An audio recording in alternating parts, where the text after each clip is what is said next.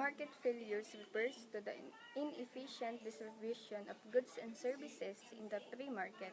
In a typical free market, the prices of goods and services are determined by the forces of supply and demand.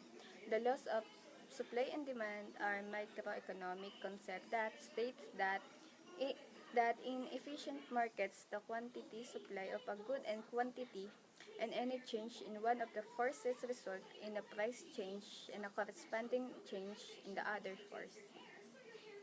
The first cause of market failure is externality. An internality is a cause or benefit of an economic activity experienced by an unrelated third party. The internal cause or benefit is not refers to a cause or benefit resulting from a transaction that affects a third party that did not decide to be associated with the benefit or cause. It can be positive or negative. A positive externality provides a positive effect on the third party. For example, providing good public education mainly benefits the students, but the benefits of these public goods will spill over to the whole society. On the other hand, a negative externality is a negative effect resulting from the consumption of a product, and that result in a negative impact on a third party. For example, even though cigarette smoking is primarily harmful to a smoker, it also causes a negative health impact on people around the smoker. Second cause is the public goods. Public goods are goods that are consumed by a large number of the population, and their cost does not increase with the increase in the number of consumer. Public goods create market failures if a section of the population that consume the goods fails to pay but continues using the good as actual payers. For example, police service is a public good that every citizen is entitled to enjoy regardless of whether or not they pay taxes to the government. Third is market controls.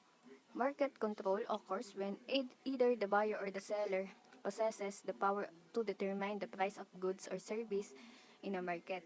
The power prevents the natural forces of demand and supply from setting the prices or goods in the market. Fourth is the imperfect information in the market. Market failure may result also from the lack of appropriate information among the buyers or seller. This means that the price of demand or supply does not reflect all the benefits or opportunity costs of a good. The lack of information on the buyer's side may mean that the buyer may be willing to pay a higher or lower price for the product because they don't know its actual benefits. The solution of market failure is the use of legislation.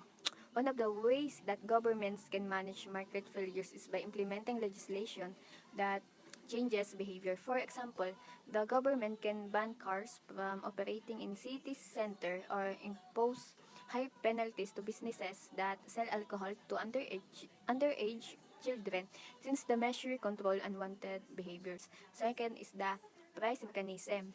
Price mechanisms are designed to change the behavior of both end consumer and producer.